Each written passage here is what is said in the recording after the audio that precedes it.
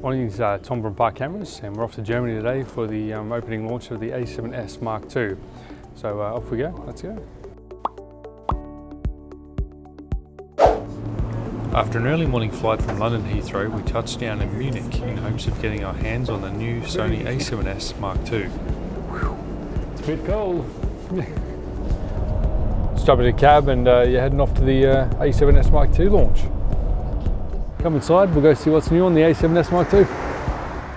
Once inside the venue, we were greeted by a host of Sony representatives and their partners. It was quite a gathering, with representatives from Atomos, Sound Devices, as well as lens giants Carl Zeiss, Snyder, and many others. All there giving demonstrations and what they can add to the Sony A7 range.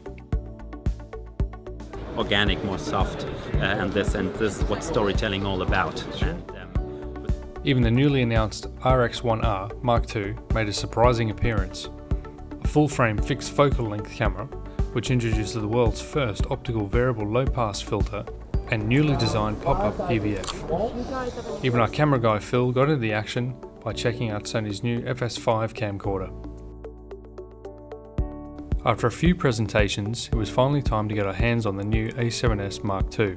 And I got a quick chat with Ben from Sony Europe, who briefly tells me what's new inside.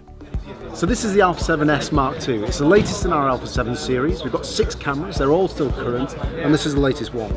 It combines the image sensor from the original A7S, 12 megapixel full frame with massive ISO capability, but this time it adds into that 5-axis in-body stabilization. So not only can you get 409,000 ISO, but you can also shoot up to 4.5 stops slower shutter speeds with in-body stabilization.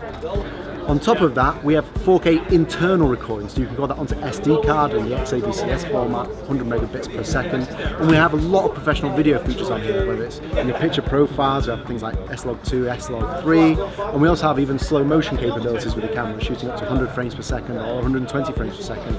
Full high definition, slow motion in 4 times or 5 times.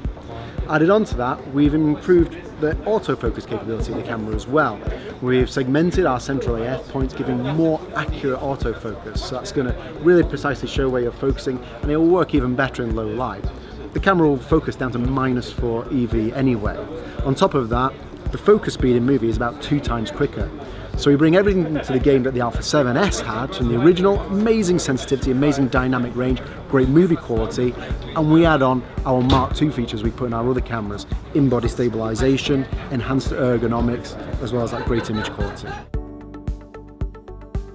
The low-light performance on this camera was incredible, even better than the original. The ability to focus in near black conditions impressed me. And with the new ability to capture 4K internally and up to 120 frames per second at 1080p, this camera really is a force to be reckoned with. In comparison to the Sony A7R Mark II, I sat down with our camera guy Phil, who briefly explained why the A7S is still the one to choose for video, even though they are both able to capture 4K video internally. They just brought out an A7R Mark II. That has a 42 megapixel sensor, incredible detail for stills, amazing autofocus system, brilliant camera, which also records 4K internal.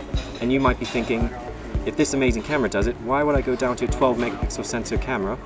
The reason for that is because there's a problem with 4K on the A7R Mark II, and that is there's too many pixels on that sensor to record good quality 4K.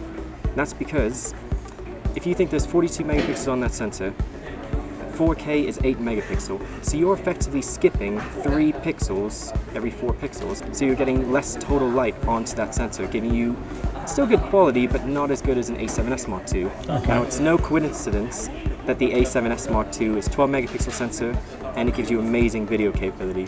And that's because when you put 12 megapixel sensor into 16:9 ratio for video, you are getting exactly 4K resolution for video, which is 8 megapixel. Okay. So you're getting full pixel readout. Those pixels are larger, they're gathering more light. That's why it's so good for low light. It's an amazing video camera, not only in 4K, but in 1080p mode as well. You're going to get up to 120 frames a second. Amazing slow motion capability, far superior to the A7R Mark II. Okay. We now see the inclusion of S-Log3. Now, S-Log2 was a great profile for video. The advantage of it was you could recover the highlights very, very well. The S-Log 3 that's now built in the A7S Mark II is much better for midtones and shadow areas, so you're getting better dynamic range, better grading potential. Okay. All in all, it looks like the A7 family from Sony really are here to stay. They have a range you need for both high detailed stills and low light shooting to professional and independent filmmakers alike. And with the expected release of up to a dozen new lenses in 2016, it looks like Sony is ready to challenge the full-frame giants of Nikon and Canon.